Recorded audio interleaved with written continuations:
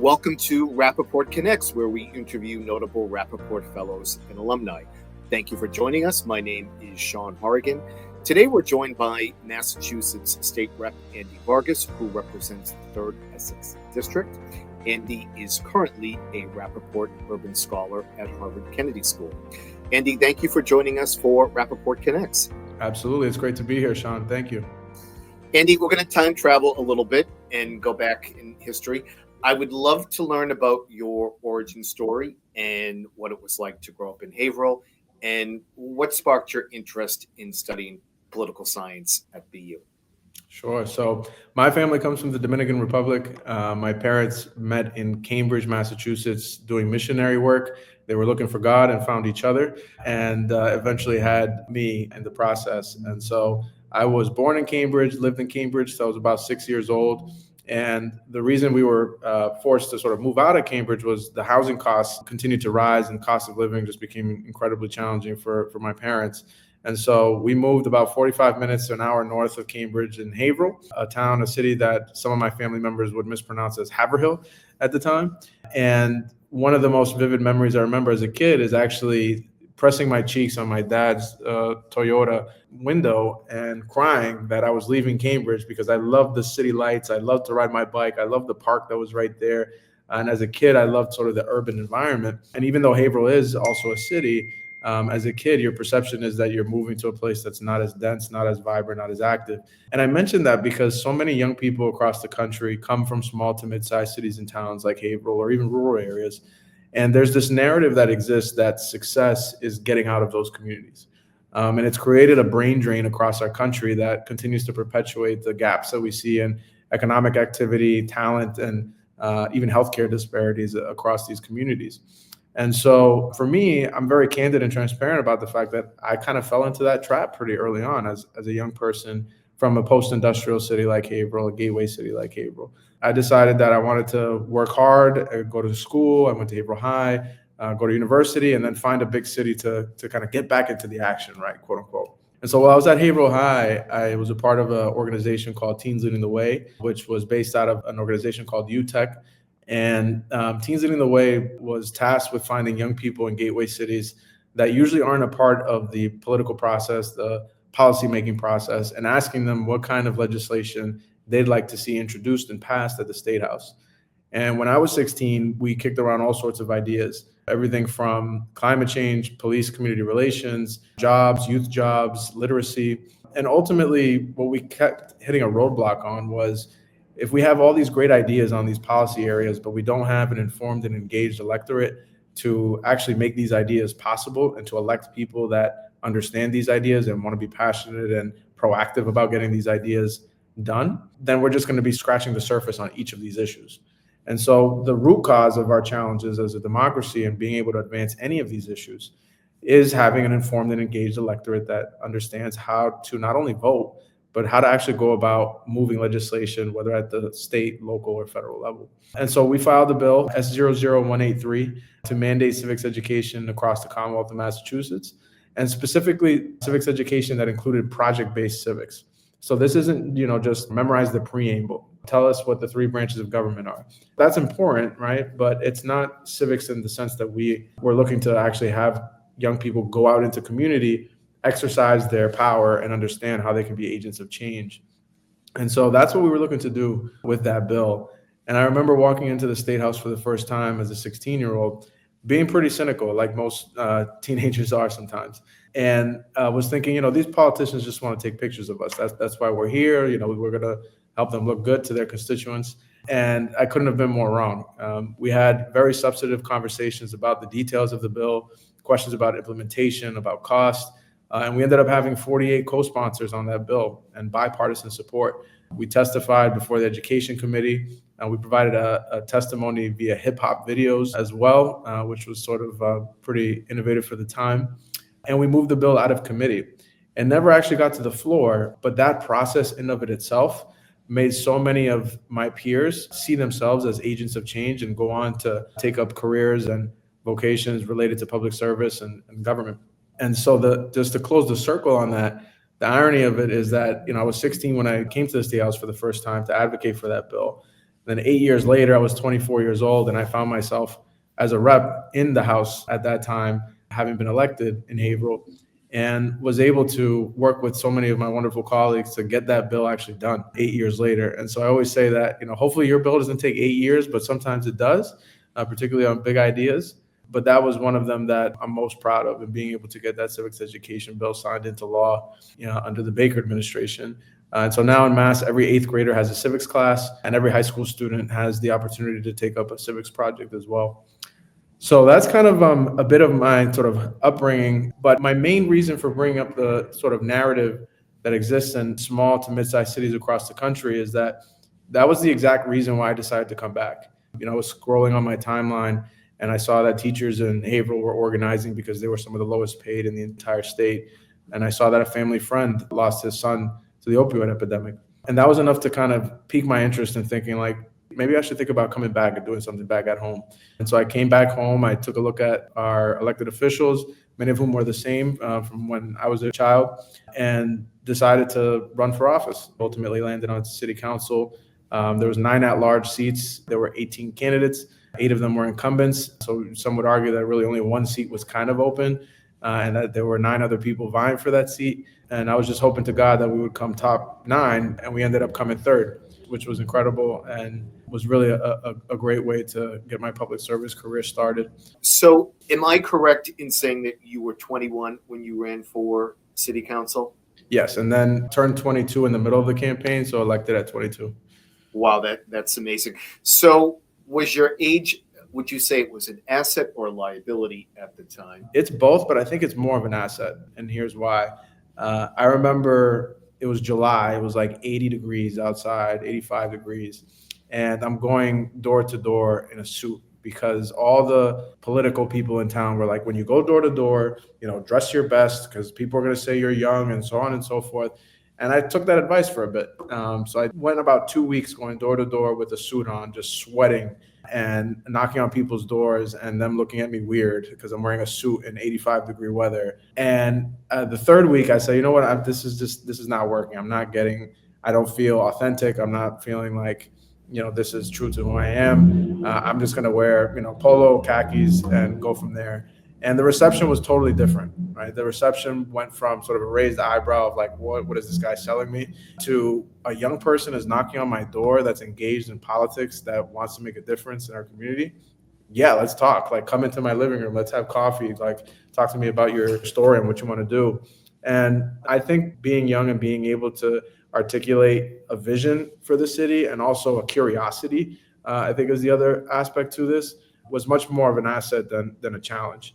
And I say that curiosity piece is really important because, just candidly speaking, young candidates, a lot of times folks have this perception or are predisposed to the fact that young candidates, think they have all the solutions in the world and they haven't experienced quote unquote real world challenges and want to blow up the system, right? And I think just the fact that, we were able to ask questions and try to build a campaign that was reflective of what we were hearing and be frank about the fact that, look, we don't have all the solutions. We have some of them, but the rest of them are going to come from you. And we need you to engage more with your municipal government.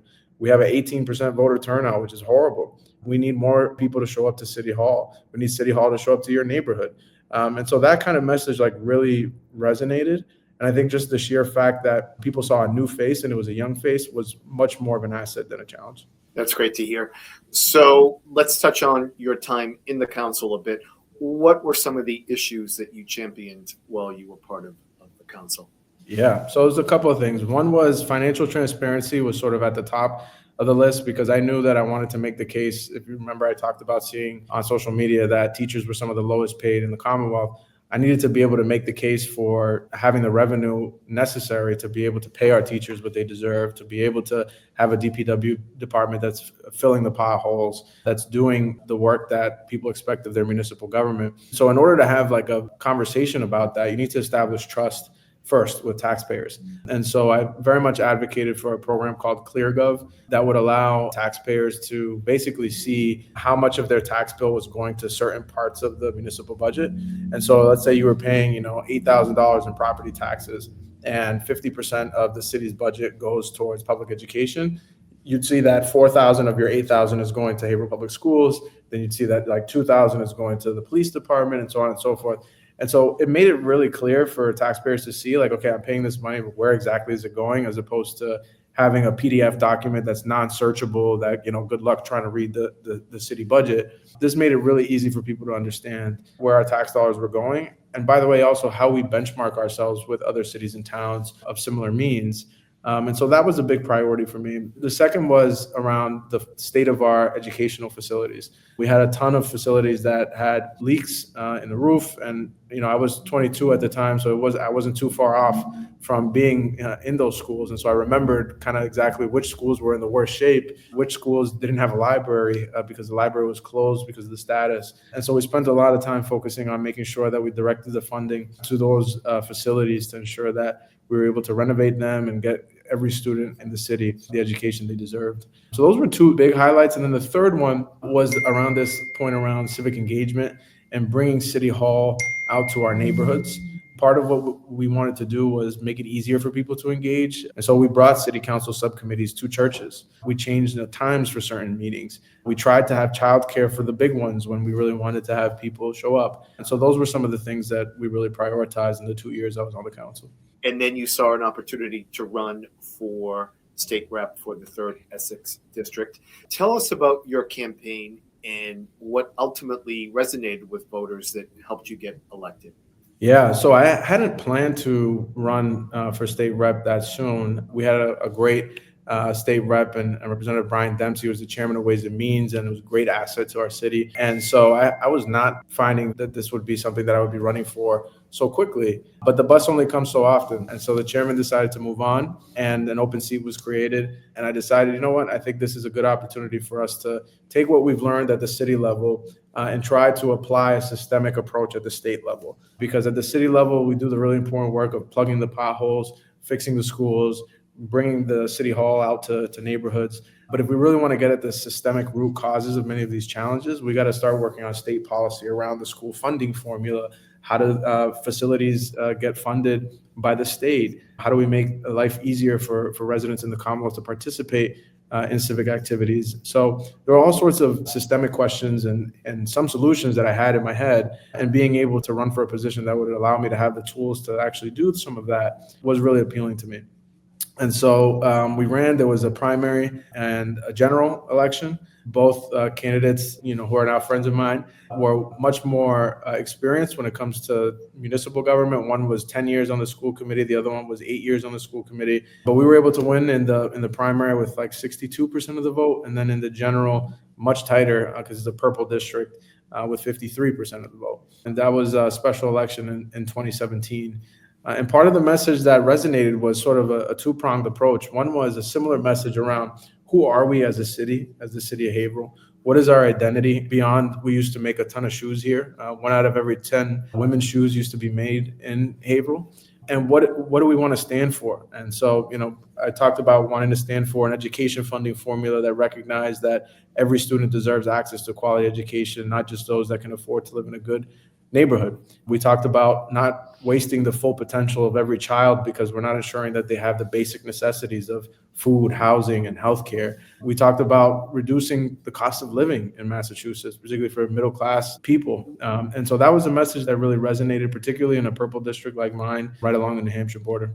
We started this conversation by talking about how your parents left Cambridge to find more affordable housing opportunities. And it's amazing to think that that's still the case today for so many families having to leave communities and to go find more affordable housing. What are some of the issues that are top of mind for your constituents today? I would imagine housing being one of them.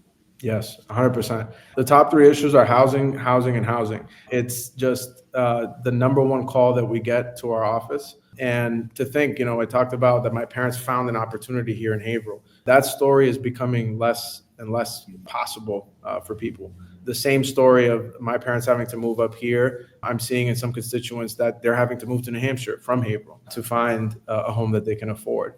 And so this is a crisis. I think it's kind of cliche that people continue to say crisis. We've used it so many times, but it truly is a crisis situation. People are spending 60, 70% of their income on housing, and it's not sustainable.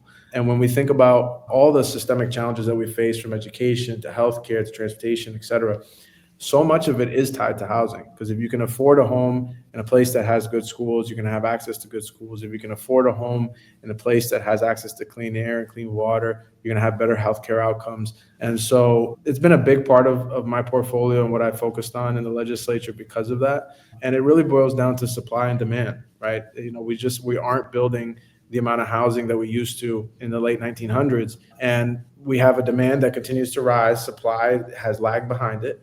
And sort of basic economics, when demand is high and supply is low, you can charge what you want. Because if you're not willing to pay for it, somebody is right behind you willing to pay for it. And that's how the market works. And so we have to figure out a way to, continue to push cities and towns to be a part of the solution, to develop affordable housing in particular, and to develop opportunities for first-time home buyers. Because that's the other thing I'll say about, Haverhill, is that not only were my parents able to find a place, but they were eventually able to buy the place that they found here in Haverhill. And that home provided the stability that I needed and my brothers needed to be raised. We weren't rich by any means, but when they needed to pull from the home equity to cover something, they were able to do that. When I went to college, I'm still paying student loans now, but they were able to help a little bit with the home equity from that.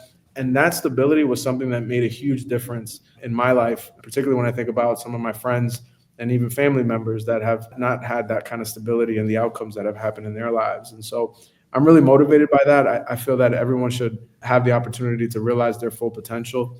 And we as a society can do a better job of making it more likely that they do. Well, thank you for championing this issue. I think it is so important for so many of us. I understand that you are the chair of the Massachusetts Black and Latino Legislative Caucus. Congratulations on that. What does this appointment mean to you, and what are some of the issues that the caucus is focused on? Yeah, so it's really an honor to be able to chair the caucus this session. We are at 26 members, which is the highest amount of members we've ever had. And I carry sort of the legacy of a lot of members that have come through this body in very tumultuous times. The civil rights era, all the way through, George Floyd a few years ago, when the caucus was able to push through effective police reform legislation, working together with our law enforcement partners and advocates as well. And so I carry all of that history with me, with the understanding that this is another tumultuous moment, right, where we have a federal government that is pushing the boundary on constitutional limits and is trying to roll back much of what we stand for in the Commonwealth and in many other states. And so I view my job as one to be able to organize the collective voices and power of the 26 members of the caucus, and to be a voice for the issues that our communities face, Black and Latino communities across the Commonwealth. And so it's a real honor and a privilege, and we can't do this work without the coalitions and the organizations that we partner with on the outside. And so a good example of that is, right now we're in the middle of the FY26 budget. And one of the main asks that we made in the budget was to have an immigrant legal defense fund, because what we're seeing is that immigrants aren't being afforded their due process. And again, these are nonviolent, immigrants that are being picked up in our communities, and they're not receiving the due process that they deserve. And so we want to make sure that there is a way for us to ensure that they do have due process. And that was an ask that came out of the caucus and is in the proposed FY26 budget for the House, which we're in the middle of debating right now. And so that's one example of sort of how we try to exercise our collective voices. Well, thank you for also championing that work. So important. Final question. How did you learn about the Rappaport Urban Scholar program? And tell us about your experience being a student at Harvard Kennedy School.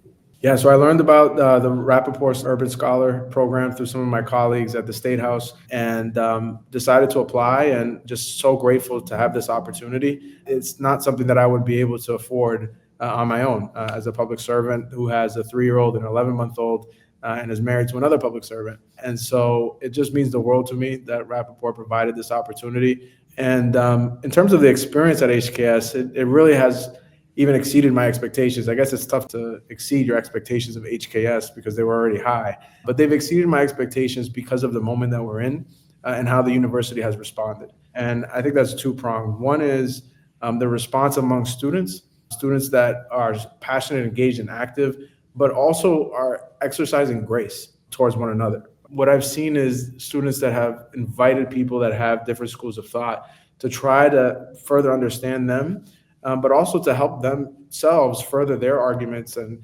persuasion around how do we build the broadest tent possible to preserve this democracy. And that has been really inspiring to see in my classes. And on the other end, from the administration, just this week, the Harvard administration's response to the federal government trying to take over and influence the operations of the university and push, again, the constitutional limits of what they can do to higher education. The way Harvard responded, I was very proud. I probably have never felt more proud to be a student at Harvard Kennedy School than after that response came. Because similar to how we're asking ourselves, if the Commonwealth doesn't fight, if Harvard doesn't fight, then who will, right? It's going to be on us to preserve this constitutional republic, to preserve this democracy for generations to come. And so I'm just so grateful to Rappaport and the family for the work that they do. Well, we're so proud to have you as a part of our team. Andy, thank you so much for joining us today and sharing your story. It's really been a pleasure. Thank you, Sean. It's been a pleasure for me as well.